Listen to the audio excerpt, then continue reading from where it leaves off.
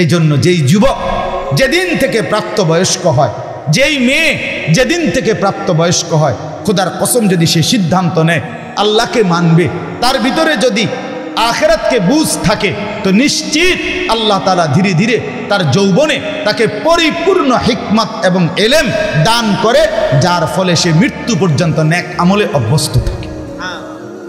এজন্য কিছু গ্রহণ করার টাইম আল্লাহ থেকে যৌবন,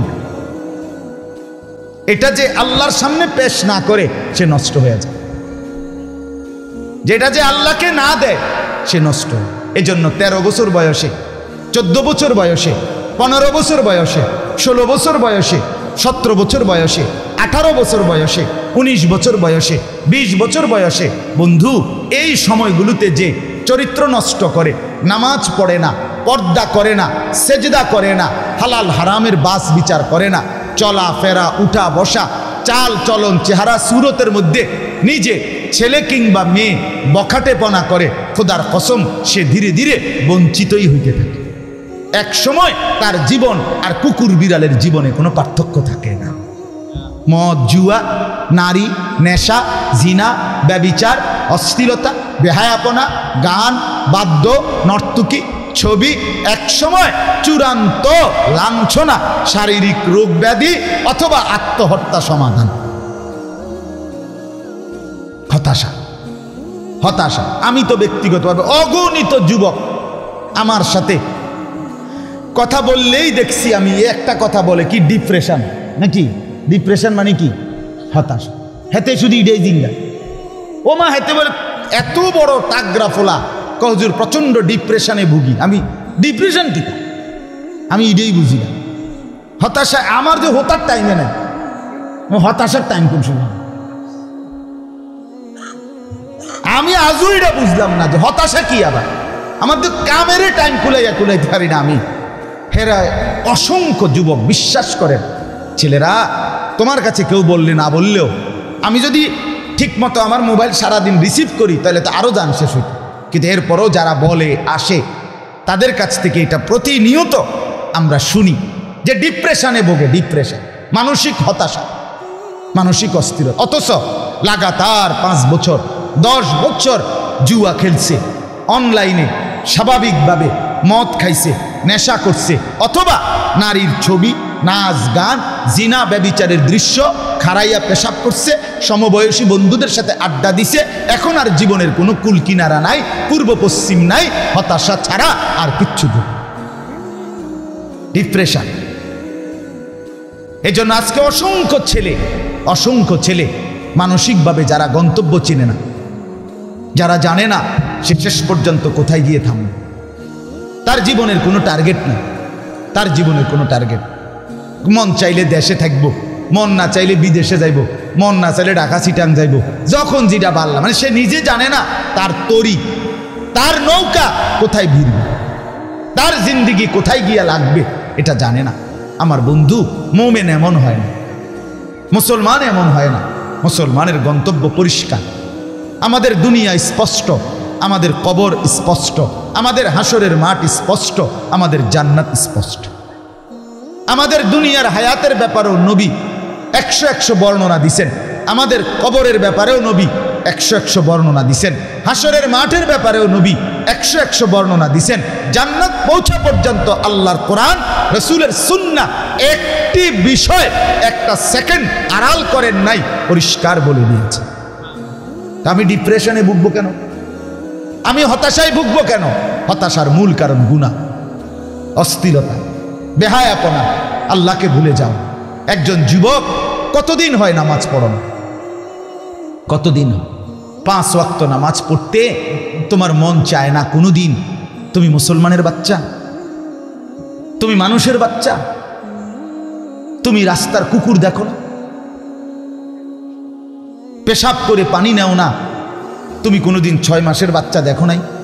6 মাসের বাচ্চাও তো রাতের 2টা বাজে পেশাব করলে চিৎকার শুরু করে, তার মাকে ডাকে, চিৎকার দিয়া মা আমার এই পেশাবওয়ালা হাফ প্যান্ট বদলাও, আমি নাপাক হাফ প্যান্ট নিয়ে আমি রাত কাটাবো না। তাহলে 6 মাসের বাচ্চার যে অনুভূতি, তুমি তোমার সেই 18 বছরের ছেলে, তুমি তোমার সেই অনুভূতি জবাই করে দিলা। আল্লাহ প্রদত্ত এই বুঝ দিমাগ কেমনে নষ্ট করে দিল, কেমনে হারায় ফেল।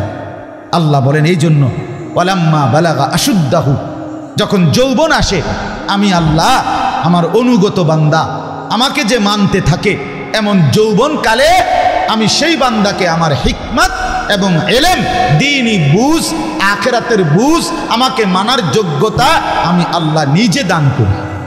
যেমন আমি ইউসুফকে দিছি। দাওয়াতে কি লাভ হয়েছে? আল্লাহ বলেন যথোপযুক্ত টাইমে যৌবনকালেই আমি তাকে আসমানি এলেম দিছি, নবুয়তের এলেম দিছি, আমি তাকে মানার মতো যোগ্যতা দিছি। ফলে কি হয়েছে? এই শেষ কথা, ওয়ারাওয়াদাতহুল্লাতী হুয়া ফী বাইতিহা আন নাফসিহি ওয়া গাল্লাকাতিল আবওয়াব।